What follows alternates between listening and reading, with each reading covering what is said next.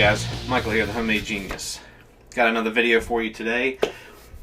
We are going to be continuing with our series on the knife build, where we're going from concept to cutting edge. I'm taking you on a step-by-step tutorial on the process I follow when making a knife. Now I want to stress to you guys that I'm not an expert. I know you've heard me say this before. I'm not an expert knife builder. I'm not a professional. I'm a hobbyist at best. And what I'm doing is showing you the steps that I follow when making a knife. Now they may not be textbook perfect. They may be a little unorthodox. Some of them may be spot on. I don't know because I'm learning as I'm doing this. I've made quite a few knives over the past year. Some have been successful, some not so successful. But I will tell you that the ones that worked out perfectly. So much so that I've been reached out to by a few friends, family members, and some other people who just happen to see my work on the internet and they want me to make them knives. So I must be doing something a little bit right. Again, I don't claim to be perfect. I don't claim to be an expert. The reason that I'm showing you how I do it is because you guys have been asking. I hope that when I make these videos that there are individuals out there who are watching, and maybe some of you guys have a little bit more experience than me. Take a look at what you see. If you see me doing something wrong, feel free to comment. My channel is all about learning. You're learning and I'm learning. If you're new to my channel, the Homemade Genius, you need to understand right up front that that title is not a title of arrogance, but actually a title of humility. My position about it is that everyone's got a little genius inside them. Everyone. I don't care who you are. The idea behind Homemade Genius isn't about having the highest IQ. It's not being that asshole who knows it all in the corner that just no matter what you say, they got the right answer. It's not about any of that. The idea behind Homemade Genius is to push yourself outside of your comfort zone. Try something new, learn something different, learn something unique. Everybody's got the potential to be better than they are. I don't care how good you are. It's inside you. Push yourself. I want people to understand that when they tune into this channel that I'm not some arrogant know-it-all who thinks he has all the answers. Far from it. More often than not, I'm learning myself, and I'm just taking you guys along for the ride. You're going to watch me make mistakes. You're going to watch me do things right. You're going to watch things work and things not work out so well. That's just part of life. So, in this video, we're going to be talking about the next phase, step 2 in knife making. In the last video, we finalized our design and came up with a technical drawing, something that we're going to use throughout the rest of this knife build. In this episode, we're going to be focusing on making a template. I really struggled with this episode, and that's part of the reason it took so long for me to get this out to you guys. I wasn't sure if a template was important enough to make an entire episode out of. But I decided to step back. Now, some of you guys out there who are more experienced probably don't even mess with a template like the one I'm about to show you. Some of you may. The reason I'm taking it at this rudimentary level is that I'm focusing this on the people who've never done it before, the people who are about to attempt it the first time out. And personally, I just feel there's a lot of benefit to making a template like the one I'm going to show you. So bear with me, stick around and watch what I'm going to do, and I'd love to hear your input. Alright, let's go ahead and get started.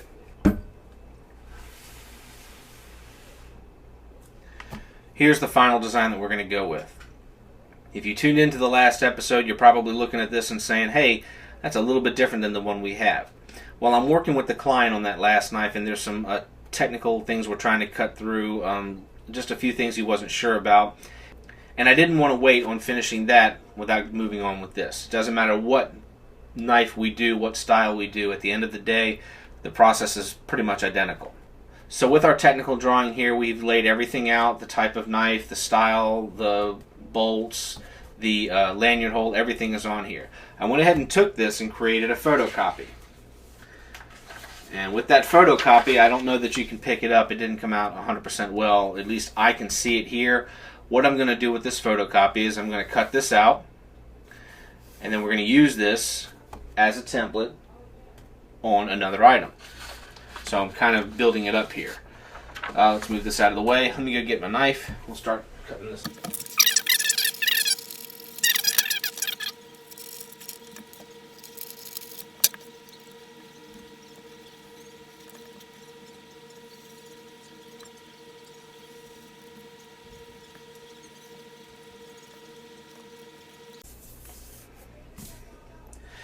Alright, so we've got the paper template cut out. and it's looking good. Pretty much what you expect out of a paper template. Nothing fancy, and I don't expect it to be. Now, most people would stop here. A lot of people would stop here. You could take this easy enough, hit it with a little spray glue, stick it down on your stock, draw it out, peel it off, and get to work. And there's absolutely nothing wrong with that. However, if you're brand new to knife making, you might be a little apprehensive about doing that, especially if you went to the expense of buying good steel to use. Now, the very first knife I made, and I was ragged on it, and I still get comments about it, I used junk steel, straight up right out of Lowe's, mild steel. I knew it was mild steel. I knew what I was getting into. I knew it was not going to be a top-of-the-line bushcraft knife that I could take out camping and use with me 24/7. I knew it wasn't going to hold an edge. I knew all the things that could go wrong with it. The reason I chose to use that steel was because I needed to go through the process of making a knife. I needed to understand what was happening, what was going on, how it felt to grind the steel. I know it sounds silly to say that, but it's true. I mean, I needed to understand what was going on when I was making a knife. So I used junk steel. I used junk wood for the handle. I needed to understand what it felt like to grind it. I thought about that long and hard after I did it, and then it occurred to me, you know what, I probably should have used something different. And I kicked myself in the butt for not thinking of it sooner. I thought about it after the fact, and I thought now is a good time to show you guys what I'm going to use next and give you a few reasons why you should use it, even if you're not new to knife making. And here it is. Hardboard. It's about 1/4 inch thick. You can get it in any box store, Home Depot, Lowe's, doesn't matter where you get it. But it's great material. It's got 1,001 uses, and it comes in 4x8 sheets if you need a big piece, and it comes in 2x4 sheets and 2x2 sheets. So you can get smaller pieces if you're really not doing a whole lot. I happen to be doing another project where I need hardboard, and I had some stock left over. This is going to work perfect. Now, what are some benefits to using hardboard? The first benefit is it's not going to tear like paper will tear. You can use it over and over and over again. It's quite a bit heftier. You're talking paper thin, and you're talking 1/4 inch thick. Big difference. When you go through the process of essentially making your knife the first time in hardboard, you're going to end up with a 3D model that you can hold in your hands that's going to feel more like what that knife is going to feel like when it's done. It's going to let you know, is the handle shaped exactly the way I need it? Does this feel funny when I put it in, my finger in here? Is it too small? Is it too large? Does it need to be swooped a little different? Whatever modifications you need to make, you can make. And it's much easier and much less expensive to make it in hardboard than it is trying to cut it out of steel and realizing that only looks good on paper. Plus, when you make it in this fashion, what you'll be able to do is take this, file it away, mark it, hold it, and keep it for an eternity. You've always got this template. It's always going to be there for you. Another advantage, especially if you're a newbie when it comes to making knives, is you have the benefit of a dry run. When you make this, I would recommend, and what I will be doing when I make this, is using every tool that you're going to use when you make the actual knife itself. You're going to go in there using a chop saw, use a chop saw. You might have an angle grinder that you're going to use the angle grinder. Yeah, it's going to be weird, it's going to be difficult, and it's going to feel uncomfortable, but you're going to know before you put that steel under the file what it's going to take to get that angle. I need to hold the material like this. I need to feed it in at this angle. I need to be careful when I do this. And if I come over here on a belt sander and I start grinding, I got to remember that this is going to happen, so maybe I should turn it over. All those answers are going to come to you when you go through your dry run. So you'll know going into it what challenges you may or may not be facing based on the design that you've come up with. So anyway, what we're going to do is we're going to take our material here and we're going to hold it up flat. I've got a flat spine on this. Just so you guys are aware, this is a new knife design that I've come up with, and I think it's pretty neat. I mean, it's not unique. This has been done for centuries. Everybody's seen some version of this knife out there, just like the wood lore. Everybody's got their own take on the wood lore. I just happen to like this design, and I'll tell you where I got it from. I have a paring knife that I use in the kitchen, and I use it all the time, and it's very, very, very close to this style. I did take some liberties on the overall design. Obviously, a paring knife does not have a 4 3/4 inch blade. This one, in fact, does have a 4 3/4 inch blade. So what I essentially did was take the general idea of a paring knife. I saw some other, when I was doing my research on the Long Hunter knife that I recently did, the Siva Long Hunter, I came up with a ton of styles, 18th century styles that looked a lot like this, or in this family. You know, they had different handle styles. Some were bone, some were antler, I mean, anything you could think of. But I like the design. You know, it's not your classic, you know, woodlore design that you see everybody and their mother using right now, and there's nothing wrong with that. You know, not every knife has to look like the woodlore. Not every knife has to look like, you know, a K-bar or whatever your favorite type of knife is. The good thing about doing knives and doing designs like this is that you are free to do what you want. It is your design. So, I'm taking this design, again, as I said before, trying to get it as close trying to get it as close as I can possibly get it to that final shape, that final design. And I'm going to take it out on my grinder, and I'm going to walk through the steps.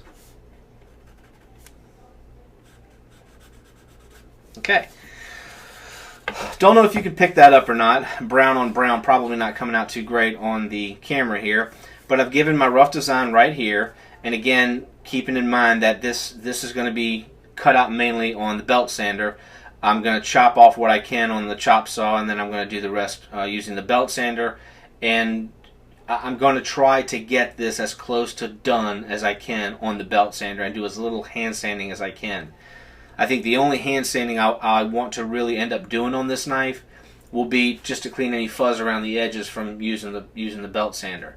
In any event, guys, what I'm going to end up having to do when this is all said and done is taking the final design, and I'll keep going back to the original that I've got right here.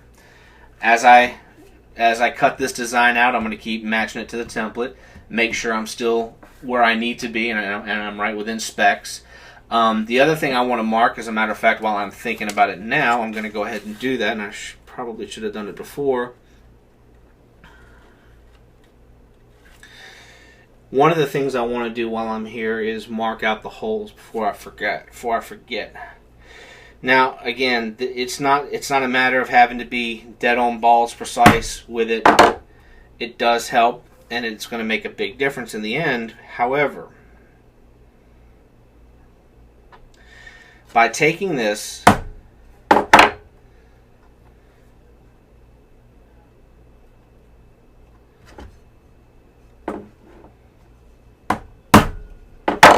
okay, so essentially what I've done is use this nail to mark out where I'm going to have to drill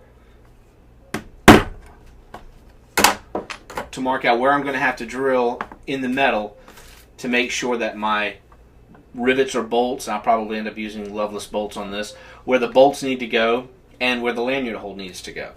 Now on my template, what I'm going to do is just simply drill an 1/8 inch hole. That's going to be enough on my template to be able to lay it down, set it on top of the steel, clamp everything together, and use that as a guide. As long as I go through the template, I'll be good to go. I could probably go smaller than that and maybe use some kind of a scratch-all to mark the metal. I have a choice to do that as well if I want to. But in any event, even if I do that, I'll probably still only use an 1/8 inch drill bit. I don't know that I'll be able to get the camera equipment in the garage. I know I've done a lot of work out there recently and made a lot of room, but in the process of recent updates, I've kind of cut off a lot of space. So I won't be able to take you through the garage at this point. What I'm going to do is basically explain to you like I did before. I'm going to go here with a chop saw. I'm going to cut this tail off right here. I'm going to probably try to cut it along that line right there, and then take this up to the belt sander and grind as much as I can and come back with the final shape. Also, I'll be, like I said before, drilling out the holes for the Loveless bolts and the lanyard hole. I'll be doing that as well. So give me just a couple of minutes, guys, and when I come back, hopefully you'll have a completed template. Stick around.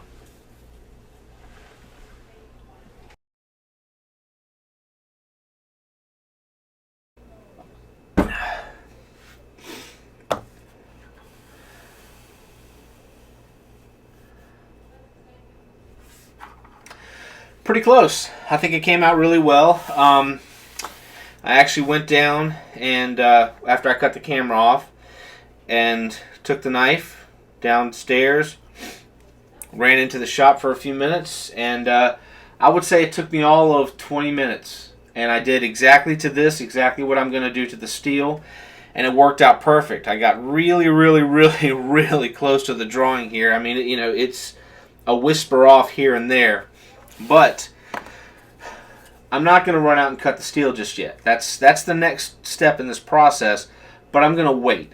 And the reason I'm going to wait is because I knew in my mind that once I built this thing out of this 1/4-inch masonite, hardboard, whatever you want to call it, I knew that there was a probability that I was maybe going to want to tweak this design. I'm very, very happy with it. It feels... I love to cook and I love to spend a lot of time in the kitchen.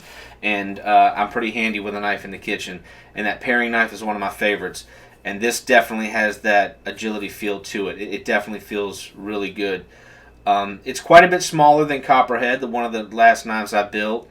And that's intentional. Copperhead was more of a novelty knife to see if I could do something that had some flair to it like that. Don't get me wrong, Copperhead's done a fantastic job the times I've taken it out, which is quite a few recently. And had her out in the field, and she's done a fantastic job. It's still a little big for what I wanted to do. I'm more of a meat and potatoes kind of guy, and I think this knife definitely is probably going to be a very good design. Still a fan of the wood lore. I cannot shake that no matter what. I love that design. It's perfect in its design. This, I think, is going to be a great knife. One of the advantages of taking this from paper to 3D, so to speak, is being able to look at it, to hold it. You know, I started drilling the holes where I wanted them originally, and you know what? Just didn't feel right when I was there. When I had this lined up and I'm looking at it, I'm going, the hole needs to move. And guys, I got to tell you, I didn't move the holes a lot, but when I did move, but for how far I did move it, it made a pretty big difference. This, at some point in time, is going to get thrown away. I got 3 kids in this household. Somebody's going to find this. My son's going to take it and play with it or draw on it or wonder what it is, or somebody's going to throw it away, or it's going to disintegrate over time. I don't know. At the end of the day, this is going to last me substantially longer. And I think what I'm going to do is take so far my favorite designs and convert them all into hardwood. For beginners, for newbies, definitely a step in the process to consider. For those of you who are more experienced, tell me what you do. I know there's a lot of people that use plastics. They have, you can get laser cut acrylic sheets that would last, 100 times longer than this will. And those are great. I know there's some cost involved, but for what it cost me to get the material, the time it took me to transfer, you saw me on here, and go outside and prep this template, no time at all. Definitely worth it, and definitely something that I'm going to keep. I'll always have the technical drawing that goes with the knife. I'll always have the hardwood template that goes with it.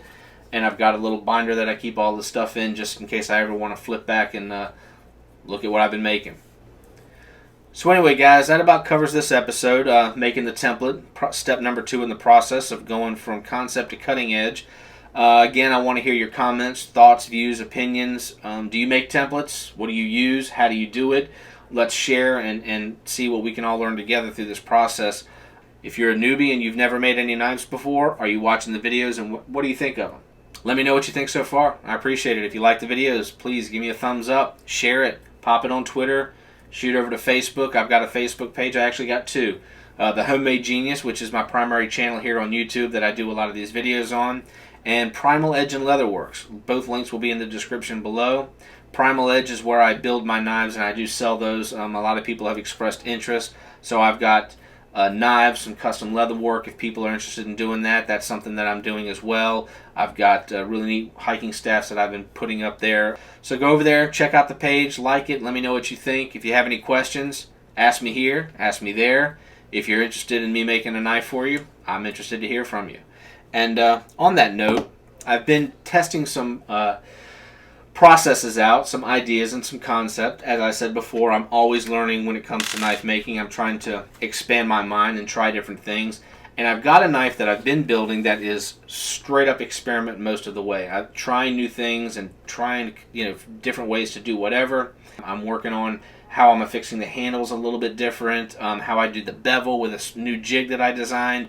Bevels are not, the bevel on this knife is not perfect. It's close, looks great, but it was me working with material to sort of tune in the template to the right layout. It's coming out pretty good. I just finished putting the handles on today. I've got it right here. I'm not going to show it to you real quick. Putting it together, it's coming out pretty good. That's all you're going to see. I'm not going to show you anymore. I think I want to do a giveaway with that knife. I think I want to finish it up. The only real reason I'm finishing the knife right now is because I took it that far. I mean, I've done everything from trying out the new stencil, trying out the new stock method, removal method that I've been working on with the drum sander I told you about. The big change, the big experiment is the new jig that I'm using to cut the bevel in. And, it's a good knife. There's nothing wrong with it. I mean, I would keep it, but I figure why not do something fun with it? If you're interested in maybe winning this knife or following the build, hopefully the next time I shoot a video for you guys, I'll have that finished. If you're interested in it, go on over to my Facebook page. Give me a thumbs up and a like over there, and leave me a comment and let me know what you think about maybe me doing a giveaway on this knife. So anyway, guys, give me some feedback on whether or not you want to see a giveaway on that knife. Again, thumbs up the video if you liked it. If you didn't like it, thumbs down. I'd really appreciate it if you shared it. And let me know your thoughts. Give me some comments. Don't forget to subscribe. And hey, Genius out.